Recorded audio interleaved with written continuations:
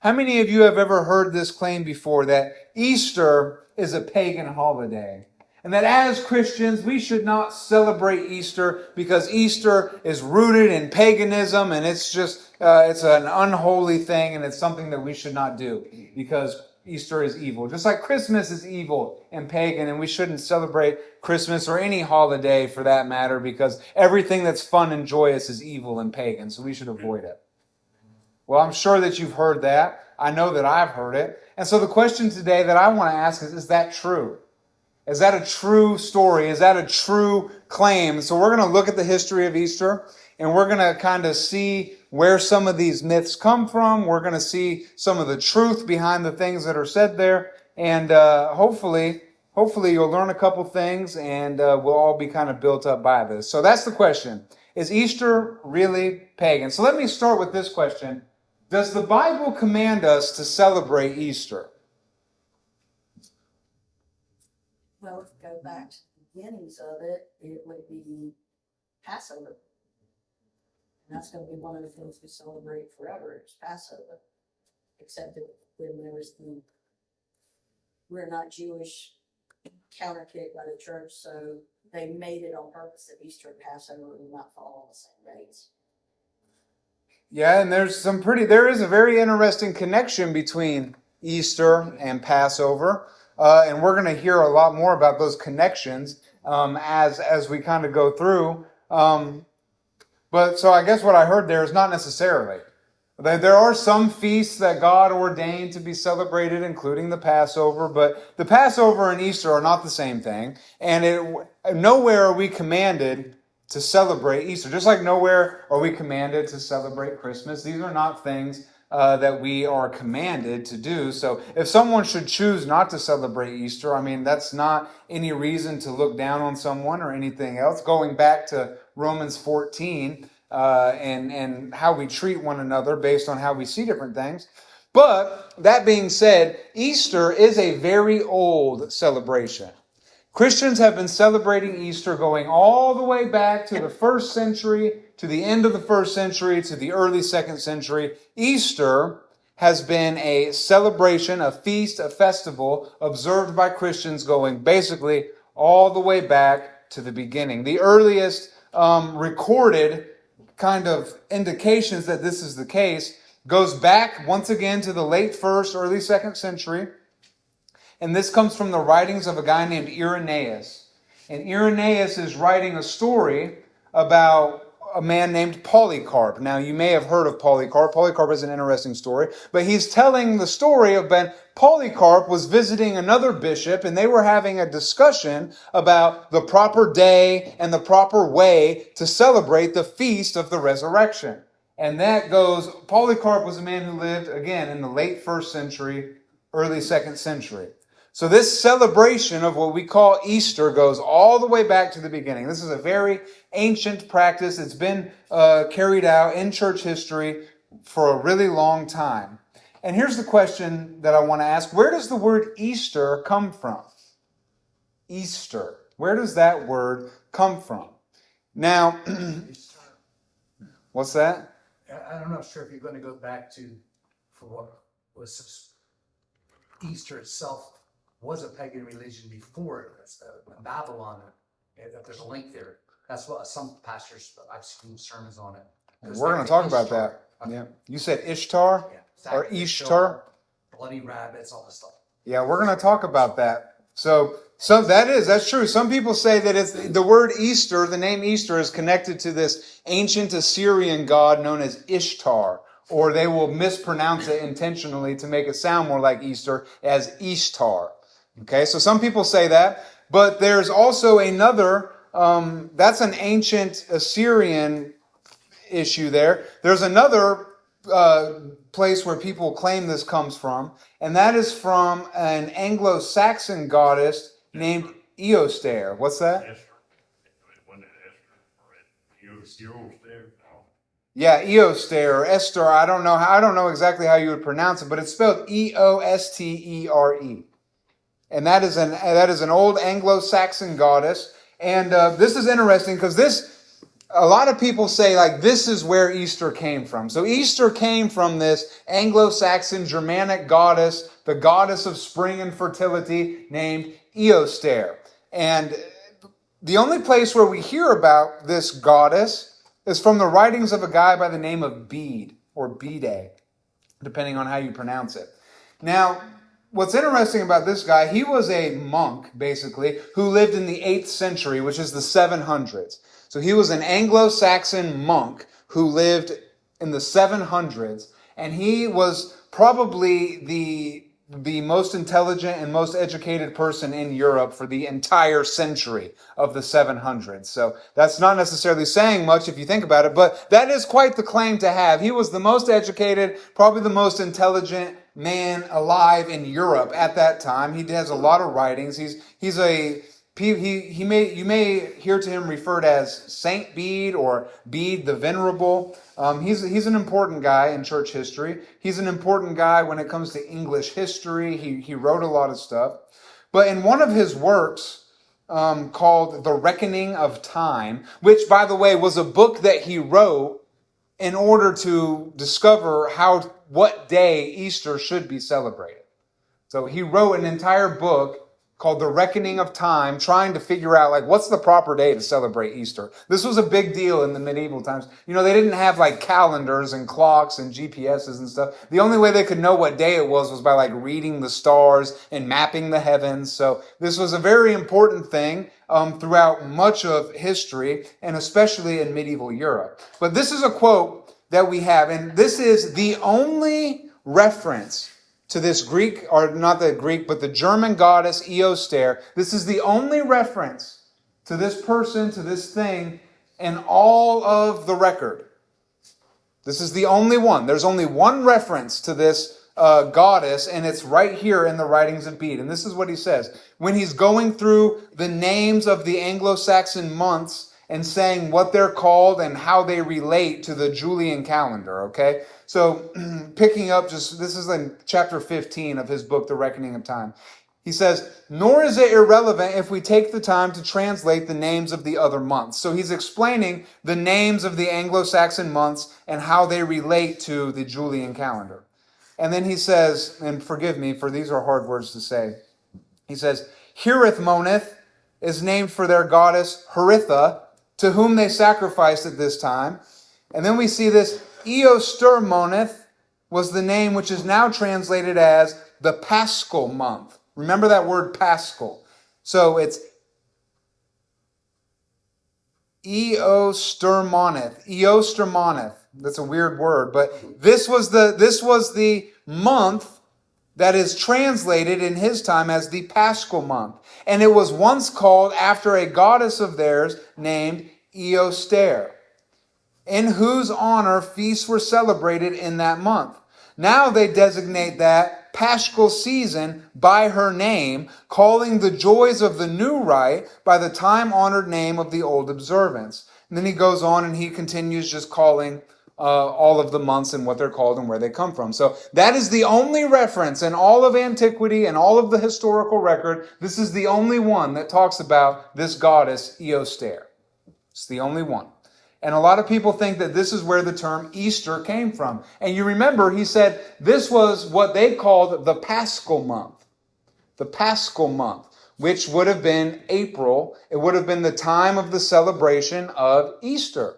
It would have been the time of the celebration of the Pascha, or the Passover. It's the Paschal month, okay? And we're going to talk more about that idea of Paschal here in a moment, but that's where that idea comes from.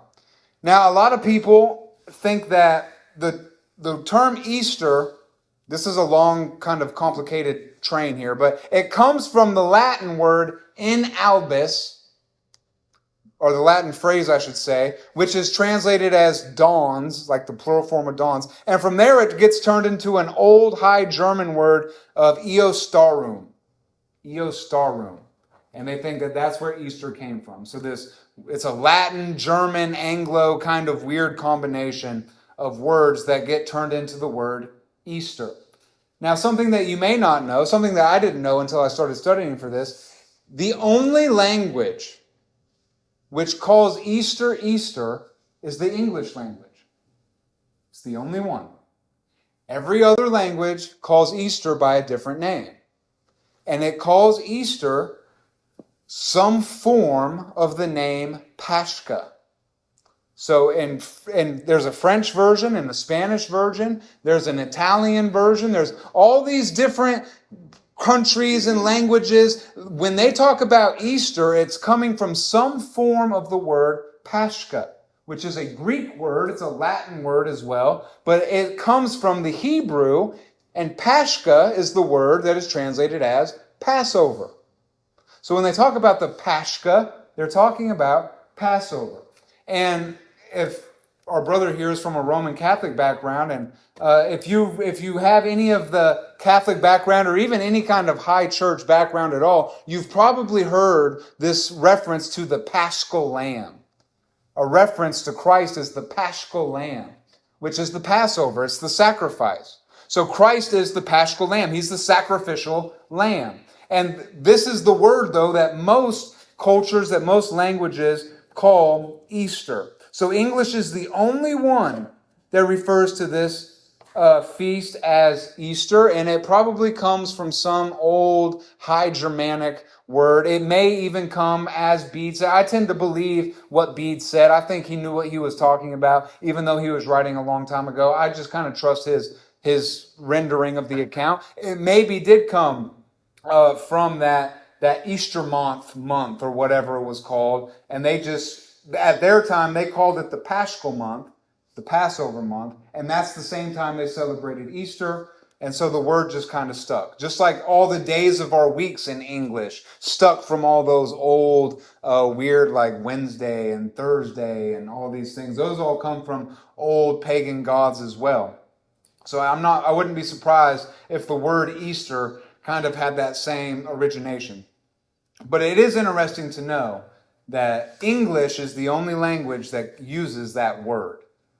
So when we think about the idea of Easter, the celebration of Christ's resurrection, as it has been happening for 2,000 years, it's important that we kind of step out of our own English American perspective for a moment and examine the situation from a little bit of a broader lens, because there are Christians all over the world celebrating Easter this week. Not only English-speaking Americans, okay? This isn't an English-speaking phenomenon. This is a thing that has been happening all over the world for thousands of years, even many, many hundreds of years before the English language existed. So even if the word Easter comes from some goddess of a similar name, that has nothing to do with the celebration or the idea of the holiday itself. Just something to point out. Any questions about that? When did it first start? Was it just, is it in the Bible, Easter? Or was that just translated into that? We know it as Resurrection Sunday. Yeah, no. Why would pick such a controversial name? Well, Easter is a distinctly English name. Where'd the eggs come? Well, we're going to get to that. We'll get to the eggs. We'll get to the eggs, and we'll get to the rabbits. We'll get to all of that. Yeah, we will get to all of that. But yeah, no, so Easter is an English word, and it appears to have come from some form of German, some form of Anglo. You know, the English language is a strange combination of Latin and Greek and German and English. So all of these things all combined. So English is a strange language itself, but it is interesting to notice, like if you were just to look up what is the Spanish word for Easter, what is the French word for Easter, what is the Italian word for Easter, you'd see they're all some form of the word Pascha. All of them. Because that's what they call it by. That was the Greek term, that was the Latin term. That's what, if you were to read the ancient literature, that's what you would see. You wouldn't see Easter. In an English translation, you might see the word Easter, but it's coming from the word Pascha, which means Passover, right? So, the next question, if that's where the name came from, why do we celebrate Easter at the time that we celebrate it? Is it true that we celebrate Easter because this was the time of the fertility feast at the spring equinox, and this is what, since Christians just wanted to steal everybody's holidays, we just replaced that one? Just like the winter equinox, that's where we came up with Christmas, so is that not how we came up with Easter as well? And the answer to that question is a resounding no. But it is interesting to know that the date of Easter was a very big, very important conflict for like the first 800 years of Christianity. Like there was like people in the East and the West kicking each other out of the kingdom of God based on when they celebrated Easter. Like it was a really big problem. There was, bishops in Rome who would kick out bishops in Alexandria because they celebrated Easter on a different day. Like, no, you're gone. You're out of the church for that. So it was a big deal. And they really didn't get settled until around the time of Bede, and maybe Bede had something to do with that in his book, The Reckoning of Time, trying to discover when should we celebrate Easter. So Eastern churches in Asia Minor, this would be places like in Jerusalem, Alexandria, Ephesus, what's the one I'm thinking of? Antioch, those kinds of places in the East, in Asia Minor, they celebrated the crucifixion on the same day as the Passover. So they would honor Jesus and his crucifixion on the Passover. Now, why would they do that? Passover lamb. Yeah, because he was the Passover lamb. He was crucified on Passover. That's when he was crucified. And so what churches in the East did is they celebrated the crucifixion on Passover day, and then 2 days later, they would celebrate the resurrection. No matter what day of the week it was, whatever Passover was, 2 days later, they celebrated the resurrection. Now, here's a quiz for you to see how well you've been studying the book of Leviticus. What day was Passover? Passover is always on the same day. What day is Passover supposed to be? 14th of Nisan. Exactly, the 14th of Nisan. That's exactly right. And the way that doesn't mean a lot to me because here's what we got to remember. Remember when we talked about Christmas and we said there was 2 different calendars? There was the Julian calendar and the Gregorian calendar. You remember that?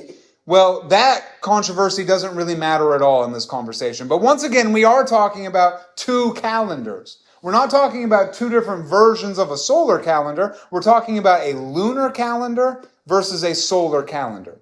So we use a solar calendar.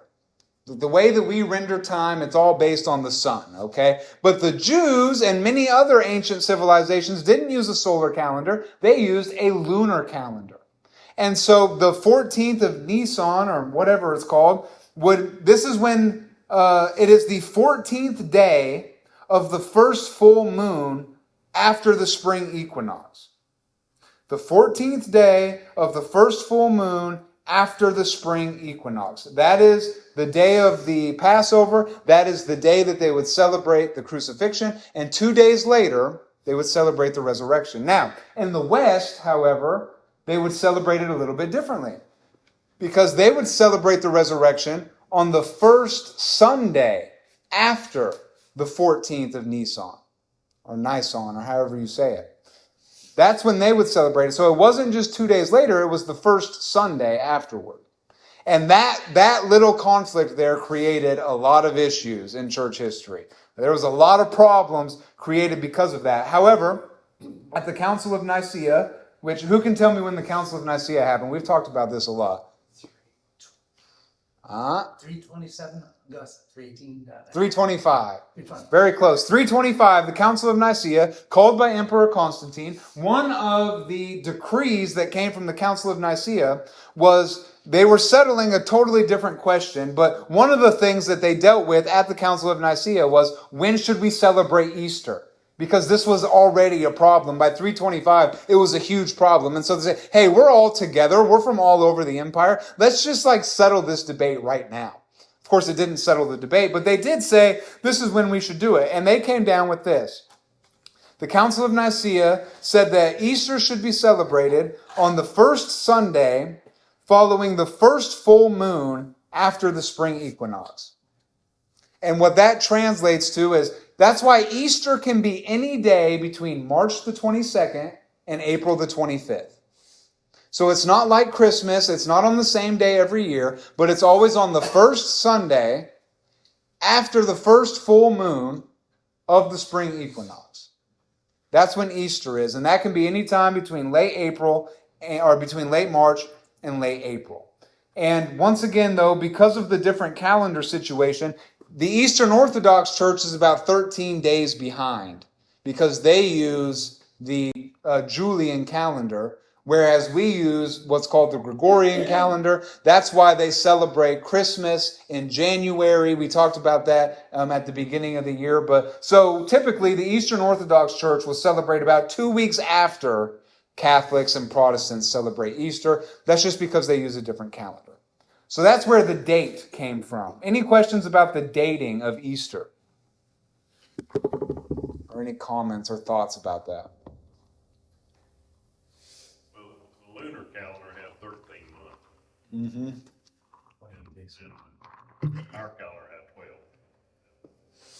That's why, if it had 13 months, we'd be every 28 days. So Yeah. our months that got 30 or 31 days, they go a little long. Yeah. And it is interesting because like stargazers and astronomers were like always considered to be very important people in society. And when you realize though that medieval kings didn't have calendars, you know what I mean? There had to be people who were able to like map the heavens and know what time of year it was based on where the stars were, based on what the moon was doing, based on where the sun was in the sky. And when you think about a guy like Christopher Columbus who could set out in the ocean with nothing but a compass and the stars above land and like find his way and know what he was doing and know where he was going, even though he ran into a big landmass he didn't know was there, he still was able to just use a compass in his hand and the stars in the sky to drive a boat across a giant ocean. Like, that's insane to me. And of course, I don't know anything about stars. There's a big solar eclipse coming up next month. And everybody's like, oh, it's the big eclipse. And, whatever. But the thing that's so interesting to me about eclipses and the movements of the heavens is that these things can literally be like mapped and projected and predicted mathematically. If you just understand the way that things move, like you can predict when these things are going to happen very accurately. That's what's interesting to me more than anything is the mathematical precision behind it. But I'm digressing. Anyway, that's when it was. So it's always going to be at this time, based on, and that's why you see Easter is always around Passover. It doesn't like ever line up. In fact, in the Eastern Orthodox Church, it's a rule that Easter can never happen before Passover. Like, that's just not allowed. You cannot have Easter before Passover, which makes sense because Passover is when the Lord was crucified. Why would you celebrate the resurrection before he was crucified? That doesn't make any sense. But just an interesting tidbit. So that brings us to our next part, which is some of the Easter traditions. Easter traditions. Now, before we get to the eggs and the bunnies, which will be coming, there is a lot of interesting liturgical tradition surrounding Easter. Who can tell me what that word liturgical means? What is liturgy?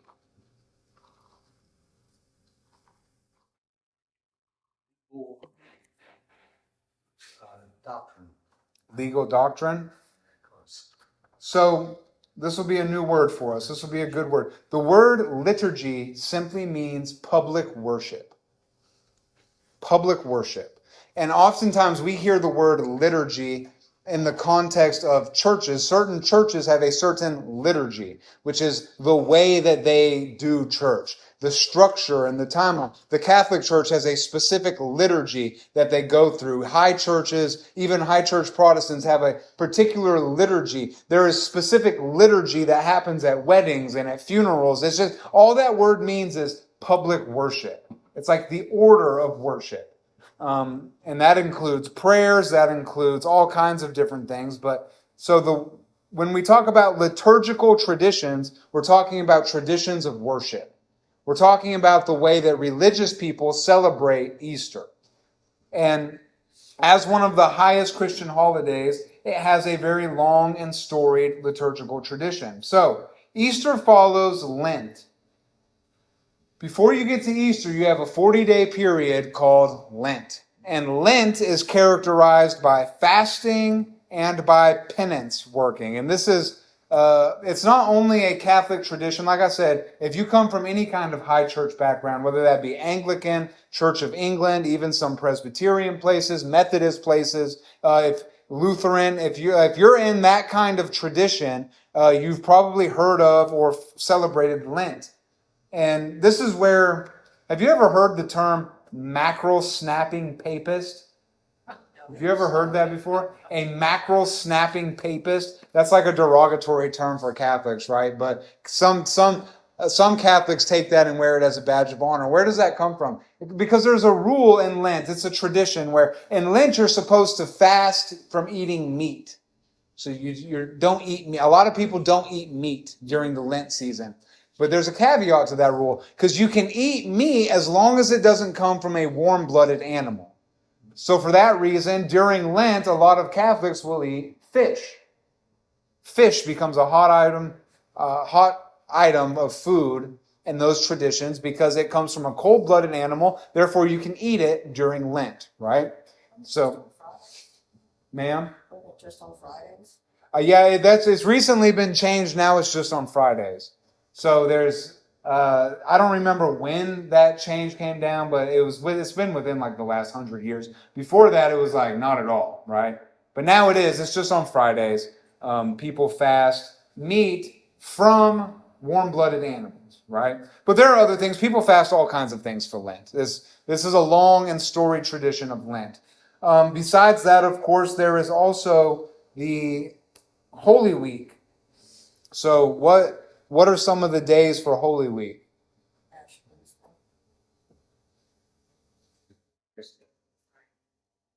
Maundy Thursday, Good Friday. I believe actually Ash Wednesday is not part of Holy Week. Ash Wednesday happens like way back before Lent. Because there's Fat Tuesday. Yeah, and I might be mistaken because I don't know a lot about this, but the way I understand it is like leading into Lent, the whole idea of Mardi Gras and the way it's celebrated in Louisiana is like leading into Fat Tuesday is like a day of sin. And then Ash Wednesday is like a day of penance and repentance where you go, you confess, they rub the ashes on your head, and you begin penance It was, you're clearing out all of the sweets and goodies because you're going to fast from the rich foods, the rich, fatty, sweet foods. yeah. So then it became, oh, we have to eat everything left in the house. And then, of course, Louisiana was like, well, then we're going to have a whole week of celebrating fat food. And then Ash Wednesday was the beginning of Lent to get ready for Easter. And then it just kind of degraded from there. Yeah. That's exactly right. So, and that begins Lent, leading into Holy Week, and of course, all these days there's Palm Sunday, which we just talked about on Sunday. I think most of them are just called like Holy Monday, Holy Tuesday, etc. Maundy, I think is what it's called Thursday. Maundy that's the celebration of like the Lord's Supper. So in a lot of places they'll read that story, and it's commemorating the Lord's Supper. Of course, Good Friday is the crucifixion, and Holy Saturday is the day in between, and then Easter Sunday is the resurrection. And so that's kind of Holy Week. It's fish. Is that why they have fish on Fridays? Fish on Fridays, that's I don't right. like fish, but Yeah, that's where that comes from during Lent. Remember our calendar going up at all Fridays. you know, every restaurant, Yeah. Always had it in Fish the on school Friday. cafeteria, always fish on Friday. For Lent or for always? Always fish on. Is that like it? So is it a thing where it's like always? Does anyone know? At Wascom during Lent, there was always tuna fish available every Friday through Lent. I don't think Marshall ISD ever cared. I don't remember there being fish. So the fish on Friday thing is only a Lent thing. Is that right? Or is that like an always thing? I think it was. I can tell you, it was 50 years ago, it was changed. 75. Yeah. I don't know either because I've never been a part of any of it. And then at a certain point in time, it changed to hoods, like last. And then if you were like over the age of a certain, then you could have meat went up. And so that was every Friday throughout the year. Okay. So it was a regular weekly fast. Okay. Okay. Good Friday is Passover. Well, Good Friday is that's like the commemoration of the crucifixion. Well, that would be But also Passover. Passover originally. Yeah, Passover is on a different day. Passover is a similar idea. It's see where there's a separation that happened historically. But like so in the Gospels, Jesus was crucified on Passover. But like today, in the year of our Lord 2024, Passover will not be on Good Friday. Those are two different days. But the original concept, that gets into the discussion, was Christ actually crucified on a Friday or on a Wednesday, but he died on Passover. He was the Passover lamb. Because Yeah. here he died, it was just high Sabbath. So we're getting into some of these. Yeah. Jesus was crucified on 14 Nisan, which is the day of Passover. Like that's when he was crucified. But over time, there was a separation from the Jews and the Christians. They separated from, mostly Christians just separated from the Jews because they didn't want anything to do with them. And so they said, we're not going to do that with them anymore. Like that's part of what the whole debate was. Remember in the beginning, Christians were celebrating the crucifixion on the same day as Passover because that is when Jesus was crucified. But like today, on Friday, it's Good Friday, and that's a church holiday, but that is not Passover. I don't know what day Passover is this year, but it's not on Friday, I can tell you that. So it's in late April this year. Who when Passover, Passover was like Moses. But it was a precursor. They had to bring the lamb in and keep it for a week. So it got real attached to the little baby lamb. And then you sacrificed it and you put the blood on the doorpost.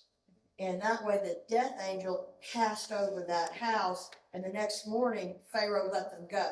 Right. So that was the release from Egypt. But it was also a precursor to when Christ would be the final Passover lamb, and they wouldn't need any more blood sacrifices because the blood of a lamb would never actually erase your sin, but the blood of Jesus did. So Passover was a precursor, a pattern that God specifically set up looking forward to the cross. So they always did the Passover. Every year. Well, And they then didn't to have this the day. blood on the doorpost except in Egypt. But they would still they would bring the lamb in for a week and then sacrifice it. It was meant so that they would get attached to the lamb so that we would understand how God felt to let his son go. It was supposed to make us more sympathetic. Every year. Yeah, they kept it. And part of it is because, once again, people who practiced astronomy, the art of astronomy, people who kept track of the stars. Like that's how people kept track of days. Like the ancient calendars, they're able to project based on the stars, and that's how you would keep track. Yeah. And was the original Passover on a Sabbath? I don't No know. Sabbath is before that was established. Well, that's one of those you might want to. What is your definition of Sabbath? If you're Holy- just saying Saturday as the seventh day, there were multiple kinds of Sabbaths in the I Jewish. know there was. Well, no, so Passover would be a Sabbath, but Right. not the Saturday. There was actually Sabbath. two that possibly that week, from what I understand. Yeah. But I don't know if the original Passover, where the angel of death passed over in Egypt. I have no idea. But it would make sense because God's got a. Here's the coolest thing, it's the 14th of Nisan, except Jews start counting the night before. So, what to them, Tuesday, yeah, they start at Saturday sundown. started Friday at sundown until Saturday. So- It would To have the had to have been. Egyptians, it was Friday the 13th, and that's where the superstition came from, that Friday the 13th was bad luck, because to the Egyptians, it was the Death Friday. Had to have been on a Sabbath because if you go backwards, counting the calendar of the day that Jesus was sacrificed, which was on a Sabbath, it would have had to have been on a Sabbath that the original Passover was. Because if you go back and Passover's, So when did the eggs come? because he did it on a Passover. Yeah. Well, the thing about the Passover and Sabbath is Sabbath or the Passover was a holy day and it was a Sabbath. It was like a liturgical Sabbath, not the standard Gotcha. Sabbath. You know what I mean? And that's what our sister was pointing out, I think, there. I don't know. I don't know if the original Passover was on 14 Nisan or not. I don't know. It makes sense to me that it was, but honestly, I have no idea. And honestly, I mean, yeah, I don't know. A couple other liturgical traditions, though, before we get into the modern traditions, which I know we're dying to hear about. One of them, which I thought was interesting, is the Great Vigil. I don't know if you've heard it. If you're from this background, you've probably heard of these things, but I've never heard of it. And this is a tradition that takes place between sunset Saturday and sunrise Sunday. In the Catholic Church today, I think they started at 10 o'clock at night, and it leads into the midnight mass on Easter morning. But it's just a gathering of prayer and, like I say, liturgy. Sometime between sunrise on Sunday. I like the idea of a great vigil. I think that we might start doing a great vigil. I think that that's kind of cool. I like that idea, so we might incorporate some of that. Another thing that was that for years and even to this day is very popular on Easter is baptism. And so in the Catholic Church, they're not like a Baptist church or like a Pentecostal church where they'll baptize you anytime you want to. I mean, I imagine they would if you press the issue, but there's like a certain day to baptize people. And this goes like all the way back to the 4th century. So this has been a tradition for hundreds and hundreds and hundreds of years that new converts would be confirmed, they'd go through catechesis, and then they would be baptized on Easter. That's like their day of baptism. So baptism is always a big part of Easter celebration in high church churches. And then sunrise services, which we're all familiar with, that is a North American Protestant tradition. So no one really did sunrise services until pretty recently. That's a North American Protestant thing. And that's something that I encourage everybody to come to if you're able to on Sunday, which will be the sunrise service down at the park. And it'll be a good time celebrating the resurrection of our Lord with the rest of the community. So come to that if you're able. Speaking of North American Protestant traditions, we will be doing that this Sunday. So come on out if you're able to. It'll be a good time. So any other thoughts or questions about that? Those are just some liturgical traditions before we get into the good stuff over here. All right. So what about the modern traditions? What about Easter feasting? What about eggs? What about bunnies? Where did all this stuff come from?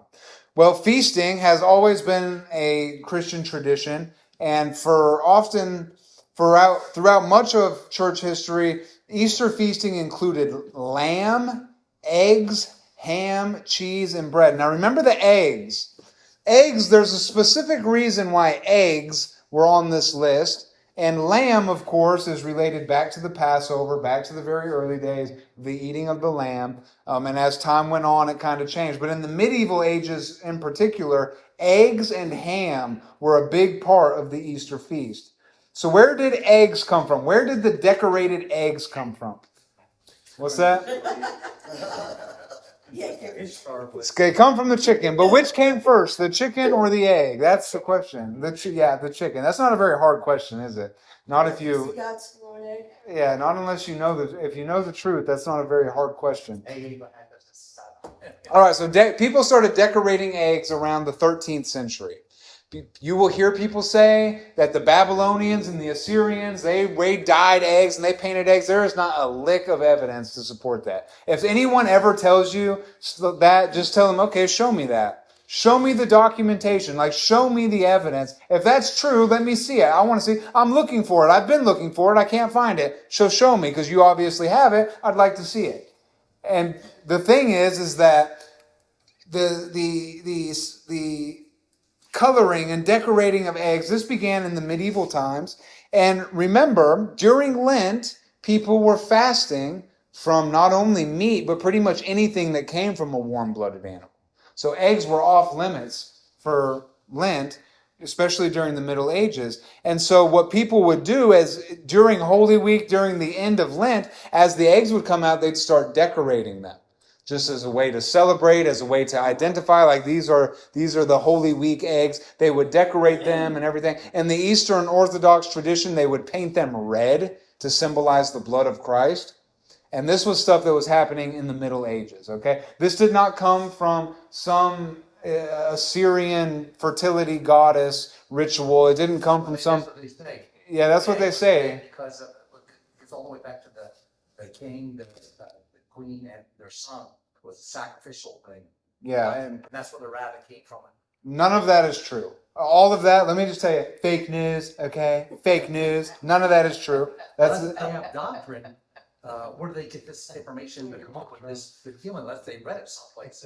They might not have the physical proof, but they have to have it. I have to research that, find out, because I heard a pastor do a whole thing on that on the radio.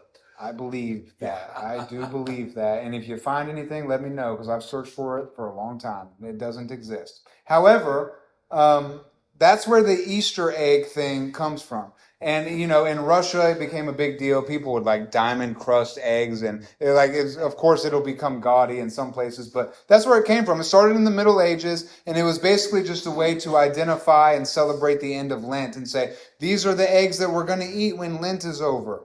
And eggs also at that point started to become a symbol for the resurrection. And the idea is like the egg is encased in a tomb and life would emerge from the tomb when the chick comes out. So the egg became kind of a symbol for resurrection, which is interesting. Now, Easter egg hunts, these did not become popular until like the 1800s. Till like most of the American holiday traditions we have after the Civil War. This is when Easter egg hunting became a thing. So in like the 1870s, around 1876, Easter egg hunts became so popular in Washington, D.C. So many people would go and like they called it a roll. It was an Easter egg roll is what they called it. In 1876, there was a law passed that said nobody is allowed to do these Easter egg rolls on Capitol property. Not allowed to do it. Stop doing it. Because so many people were coming and they were doing like an Easter egg hunt. Well, it wasn't just a couple years later, the people in the White House said, hey, y'all just come to the White House and do it. So there has been a Easter egg hunting really became like an American tradition in the 1800s after the Civil War. That's where the Easter egg hunt comes from. They still do the Easter egg roll at the Capitol. Every Monday after Easter. This year they're going to do a potato roll because they're. That's where they got the Easter Bunny leaving Joe Biden. Yeah. Yeah. But there's some, I don't know, woke thing going on where eggs are, should be one of those. Who wants a potato? Potato. Let me get that potato. Let's see that this. But yeah, that's still a thing. That started back in the 1870s. So that's where that came from. That's where the whole idea of Easter egg hunts come from. What about the Easter Bunny? Now, what about this Easter Bunny? Because again, the claims are that Easter is just Christians taking this pagan holiday and appropriating all of these symbols like the fertility of the rabbit and the egg and making them their thing. But the truth is that the Easter Bunny never existed at all until sometime in the 17th century in Protestant areas of Europe. So in the 1600s, and like Germany was a big one, but certain areas of Protestant Europe in the 1600s, that's the first time we see anything even remotely resembling an Easter bunny. That's where it comes from.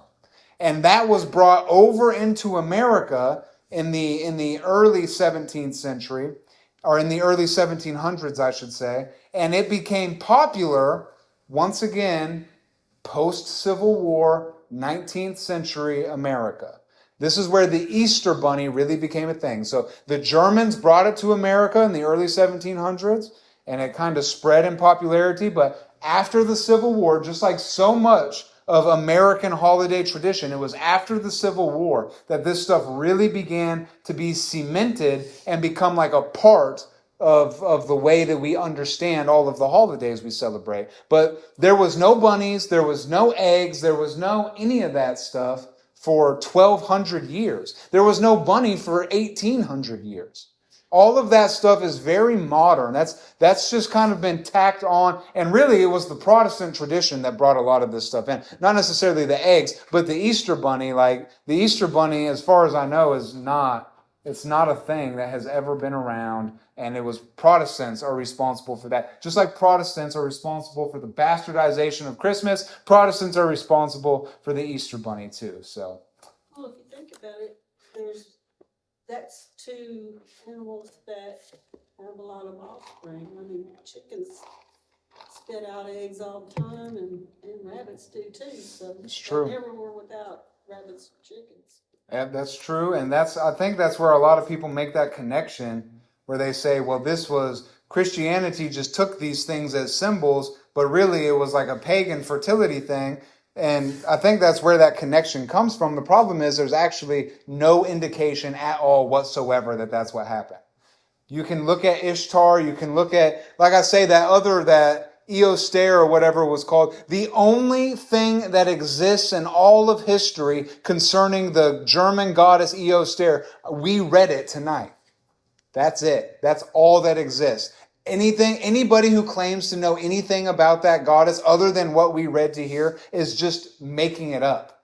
And it might be an educated guess. It might just be a flippant random thing, but that's it. Like what we read from St. Bede tonight, that's all that exists. Nothing about the way that they were worshipped, nothing about rabbits, nothing about any of that stuff. The only thing that exists concerning Eostere is that. And good luck finding a connection to Ishtar or Ishtar and rabbits and eggs. Nothing real.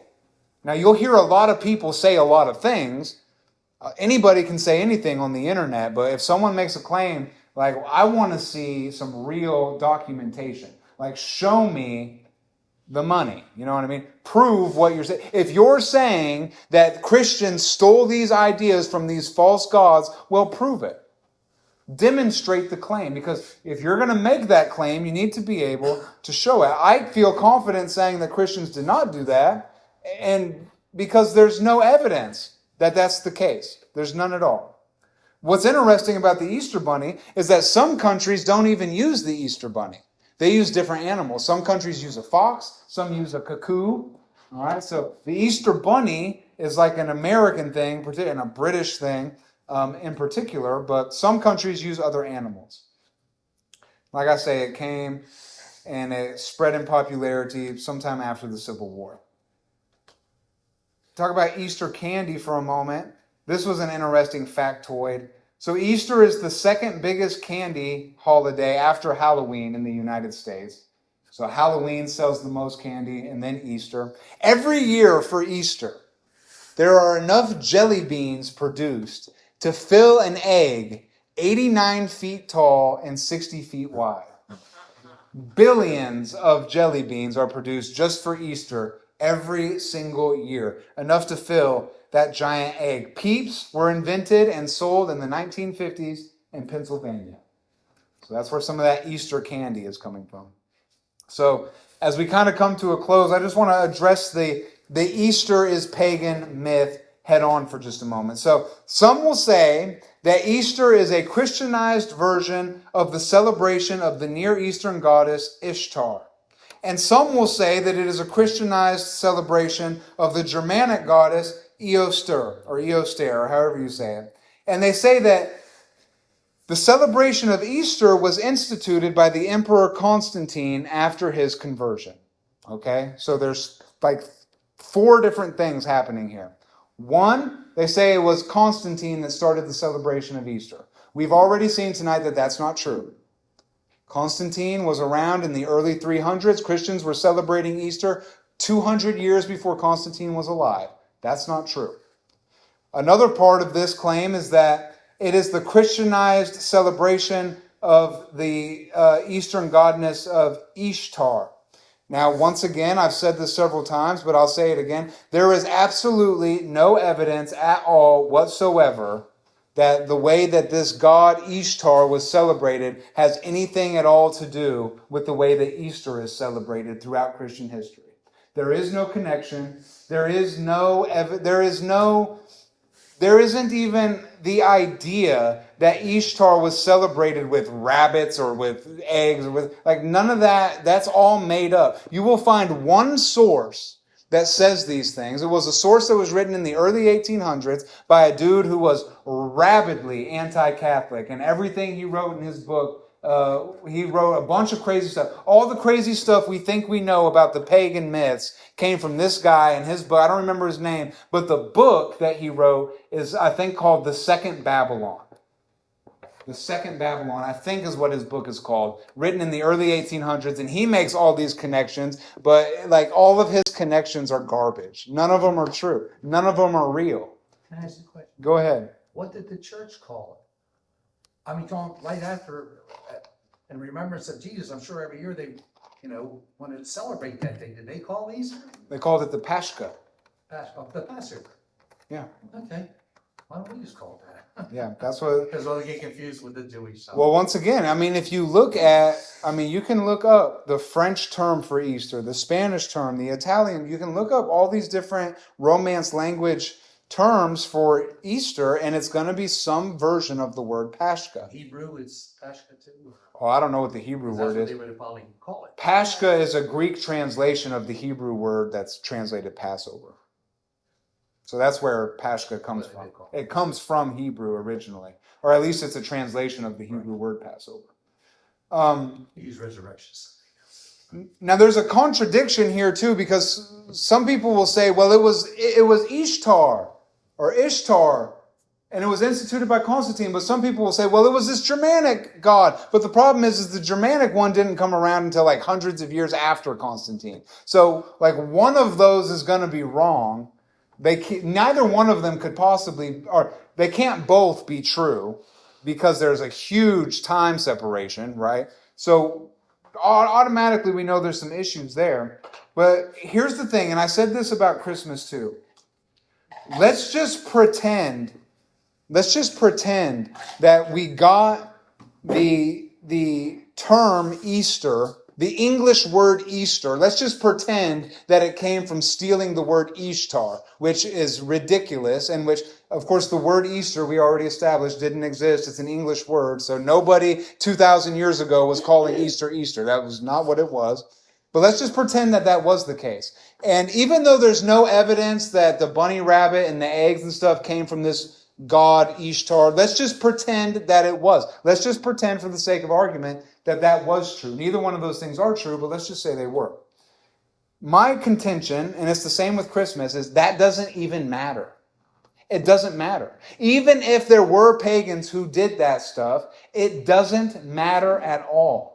Because the celebration of Easter is something that is categorically different than the celebration of what they were doing. And just because a pagan did something does not mean that it is inherently evil. If pagans did have Easter bunnies and all that stuff, which they didn't, but if they did, that doesn't mean that that activity is evil. If pagans did have Christmas trees, that doesn't mean that having a Christmas tree is evil. Because what they were doing is totally different than what we're doing. What we're doing is celebrating the resurrection of Jesus Christ. Now, I'm not a fan of Easter bunnies and Easter eggs. I don't like any of that stuff. I think that that's all cringe. I don't like it. But nevertheless, even if it was the case, and even if that was like your focal point of Easter for whatever reason, that doesn't matter. It doesn't matter if pagans did it. They didn't do it, but even if they did, it doesn't matter. Because what makes something evil is the intention for which you are doing it. And a lot of people say, and this is the last thing I'll say, a lot of people say that Christianity has a history of going around and stealing pagan holidays and turning them into Christian holidays. And that's why we shouldn't celebrate Easter or Christmas. But in reality, the time that we live in, it's actually the exact opposite.